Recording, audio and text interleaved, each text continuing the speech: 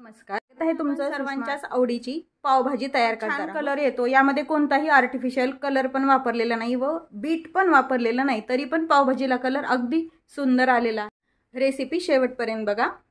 रेसिपीला लाईक करा, चॅनलला सबस्क्राइब करा, तसेच बेल नोटिफिकेशन पण ऑलवर प्रेस करा, म्हणजे तुम्हाला माझ्या प्रत्येक नवीन रेसिपीचं नोटिफिकेशन सर्वात आधी येईल। आता आपण पावभाजी तयार करायला सुरुवात करूया। भाजी बनवण्यासाठी एका कुकरच्या डब्यामध्ये 200 ग्राम फ्लावर आहे, हा ढोबळी मिरची मीडियम साईजची चिरलेली मोठी, एक गाजर चिरून 3 लसणाच्या पाकळ्या टाकून घ्यायच्या। एका डब्यामध्ये आपण भाज्या लावल्यात, एका डब्यामध्ये आपण साल काढून स्वच्छ धुवून घेतलेले 5 बटाटे लावणार आहोत। साल काढल्यामुळे काय होतं, बटाटे सोलायला सोपे जातात, गरम गरम राहत नाहीत। मग साल काढताना गरम बटाटे असेल तर आपल्याला हाताला जास्त पोळतं। असे बटाटे एकदम आपण थंड झाले की मध्ये तुम्ही बीट पण वापरू शकता, मी वापरलेलं नाही। यामध्ये 1 कप पाणी भाज्या शिजण्यापुरतं पाणी टाकून घ्यायचे। बटाटे मात्र कोरडेच कुकरला लावून आपण पाणी ठेवलंय। यामध्ये भाजीचे डब्बे ठेवून द्यायचे, बटाटे आणि याचे आपल्या सगळ्या भाज्यांचे। आपण एक डिश ठेवली आहे, आता कुकरचं झाकण लावून घ्यायचं आहे आपल्याला। झाकण लावलंय, 3 ते 4 शिट्ट्या आपल्याला छान भाज्या आणि बटाटे शिजेपर्यंत करून घ्यायचे आहेत। आपलं कुकर झालंय, झाकण काढून घेऊया। बटाटे पण शिजलेत आपले आणि भाज्या पण शिजलेल्या आहेत। भाज्यामध्ये जे पाणी राहिलंय ते काढून घेऊया। हे पाणी नंतर आपल्याला भाजी करताना वापरायचं। काढून घेतलेत, एका काटा चमच्याने याचे थोडेसे फोडी करून घ्यायच्या। गरम असल्यामुळे शक्यतो काटा चमचा वापरायचा। बटाटे आपण फोडून घेतलेले आहेत। डायरेक्ट अख्खा बटाटा टाकण्यापेक्षा असे थोडेसे मॅश करून टाकलेले बरे पडतात। पण थोडेशा मॅश करून, पण भाजी करताना पण मॅश करणार आहोत, पण असं केल्यानंतर कसं भाजी छान एक संग मिळून येते छान। इथे कढई गरम करायला ठेवली। कढईमध्ये सुरुवातीला 1 चमचा तेल टाकून घ्यायचं। आपण बटरच वापरणार आहोत, पण डायरेक्ट बटर टाकल्यानंतर जळलं जातं, म्हणून थोडंसं तेल वापरायचं। बटर टाकून घ्यायचं, भरपूर बटर वापरायचं, म्हणजे भरपूर बटर वापरल्यामुळे पावभाजी पण छान होते। बटर जर नसेल वापरायचं तुम्ही या ठिकाणी साजूक तूप पण वापरू शकता। बटर छान मेल्ट झालंय, त्यामध्ये बारीक चिरलेला कांदा टाकून घ्यायचा आहे। साधारण 2 ते 3 कांदे घ्यायचे मीडियम साईजचे। कांदा थोडासा परतून घ्यायचा आहे, लवकर परतावा म्हणून थोडंसं चिमूटभर। खूपही जास्त परतायचा नाही, नाहीतर भाजीला गोडसरपणा येतो। साधारण ट्रान्सपरंट होईपर्यंत लसणाच्या 5 ते 7 पाकळ्या आणि एक अर्धा इंच अद्रक घालून पाणी घालून ही पेस्ट तयार केलेली आहे, आपण यामध्ये टाकून घेतलेली आहे। अद्रक लसण आणि कांदा परतल्यानंतर यामध्ये बारीक चिरलेली शिमला मिरची टाकायची। आपण भाज्या उकडताना पण 1 शिमला मिरची टाकलेली आहे, 2 शिमला मिरच्या वापरल्यात यासाठी पूर्णपणे। आता 1 टाकली आपण मीडियम साईजच्या, आणि आजवण भाज्या जेव्हा शिजून घेतल्या तेव्हा आपण छोट्या टोमॅटोची प्युरी टाकून घेतली। चिरलेले वापरायचे टोमॅटो असले तरी पण काहीच हरकत नाही, पण प्युरी टाकल्यामुळे कलर छान येतो भाजीला, त्यामुळे शक्यतो प्युरी वापरते मी। जिन्नसचा कच्चेपणा जाईपर्यंत आपण याला छान परतून झालंय। यामध्ये मी फ्रोझन मटार वापरते, त्यामुळे मी उकडताना मटार लावलेले नाहीत त्यामध्ये। तुमच्यासाठी जर फ्रेश मटार असतील तर ते पण तुम्ही वापरू शकता।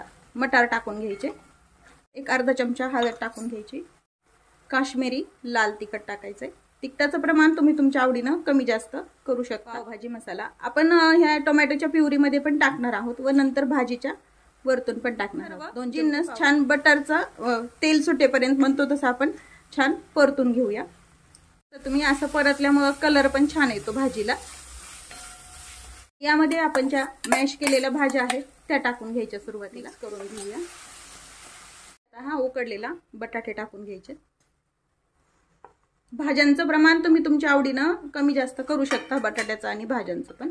आणि आता हे पुन्हा एकदा मिक्स करून भाज्यांचं पाणी काढून घेतलं होतं तेच टाकत आहोत। लागलं तर यामध्ये आपल्याला गरम पाणीच वापरणार आहोत आपण, कारण गरम पाण्यामध्ये भाजीची टेस्ट ही तशीच राहते। एखाद्या वेळेस हे गरम असतं, थंड पाणी टाकल्यानंतर भाजीची चव बदलली जाते, त्यामुळे शक्यतो गरम पाणी वापरायचं। मॅशरनं हे पुन्हा मॅश करून घेऊया, म्हणजे अजून छान भाजी मिळून येते, अशी एक संघ होते, अशी चोथा दिसत नाही। त्यामुळे मॅश करून झाली आपली। आता पाणी टाकून घ्यायचंय, पूर्ण गरम पाणी आहे हे, गार नाही। जसं भाजी तुम्हाला घट्ट हवी तशी तुम्ही पाणी वापरायचं। भाजी जरी सुरुवातीला पातळ वाटत असली तरी जशी जशी भाजी थंड होते तसं बटाटा पाणी शोषून घेतं व घट्टपणा येतो भाजीला। त्यामध्ये आपण आधी सांगितल्याप्रमाणे थोडासा पावभाजी मसाला टाकून घ्यायचा, थोडंसं लाल तिखट, आणि आता हे सर्व पुन्हा मिक्स करून घेऊया। मीठ अजून आपण आता टाकलेलं नाहीये, तर मीठ टाकून घ्यायचं यामध्ये।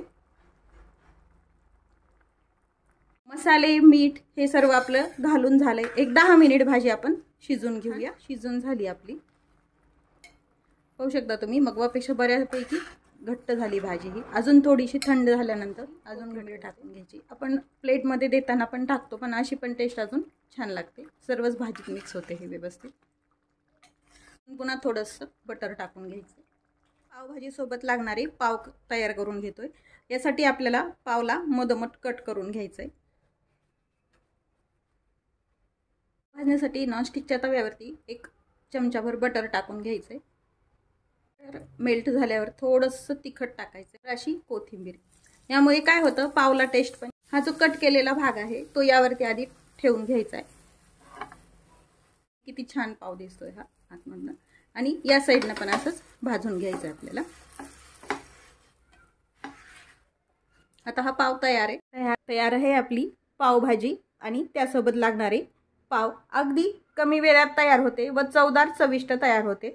रेसिपी नक्की करून पहा। तसेच तुम्ही जर माझ्या चॅनलवर नवीन असाल तर रेसिपी तुम्हाला आवडली असेल तर रेसिपीला लाईक करा, चॅनलला सबस्क्राईब करा व रेसिपी शेअर करायला विसरू नका। कमेंट करून नक्की सांगा रेसिपी कशी वाटली ते। अशाच नवीन रेसिपीसोबत पुन्हा भेटूया। तोपर्यंत बाय बाय। व्हिडिओ पाहिल्याबद्दल खूप धन्यवाद।